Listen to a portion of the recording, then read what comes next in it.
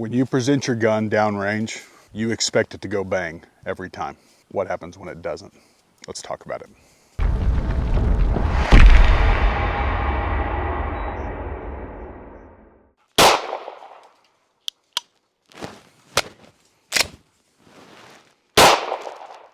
A phase 1 malfunction is the most common type of malfunction. It's also often referred to as a failure to feed or a failure to fire. This is the type of malfunction that you get whenever you pull the trigger and you get a click and nothing happens. So you fired your shot, you're going to tap your magazine or hit your magazine with your palm, rack your slide, and fire your follow-up shot.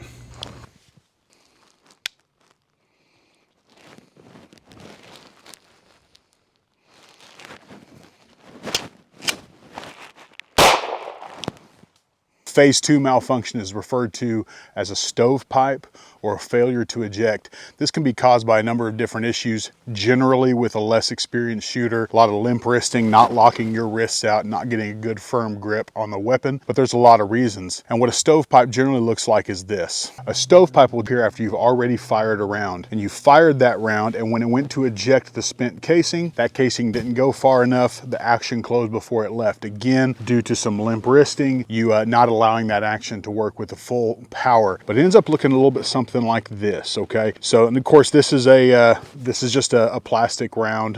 This is not a real round. I could use just an empty casing for it, but I like to use these. It looks something like this. The bullet won't be there. It's just the casing sticking out of your ejection port like that. I went ahead and found a spent casing just so you could see what it'll look like, but this is just how a stovepipe's going to look. It might be up here, it might be off to the side, but the idea is that it did not get tossed out of the ejection port away from the weapon properly. So it gets stuck there again, going all the way through it. You've noticed you have a squishy trigger, nothing happening. You're gonna tap, rack, and go back to work.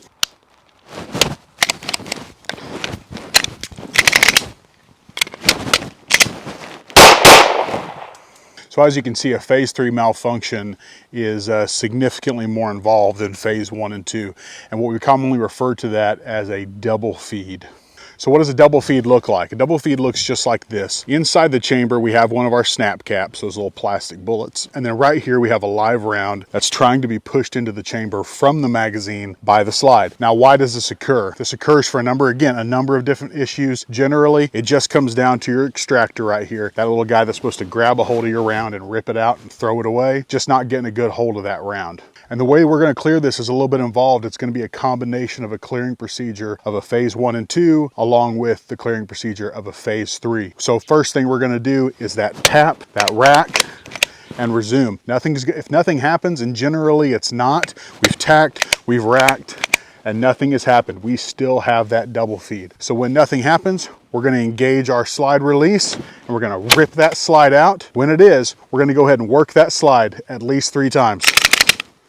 And you guys saw that little snap cap go flying.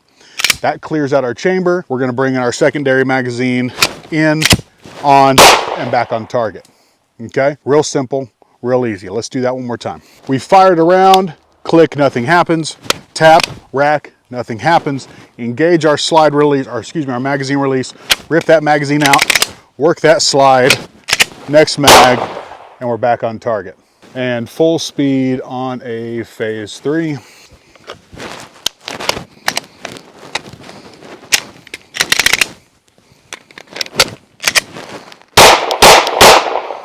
If you guys have seen many of my videos, you've heard me talk about Murphy's Law. Murphy's Law is simply this: if it can go wrong, it's going to go wrong. We need to train and know how to defeat these malfunctions when we're trying to use our self-defense tool.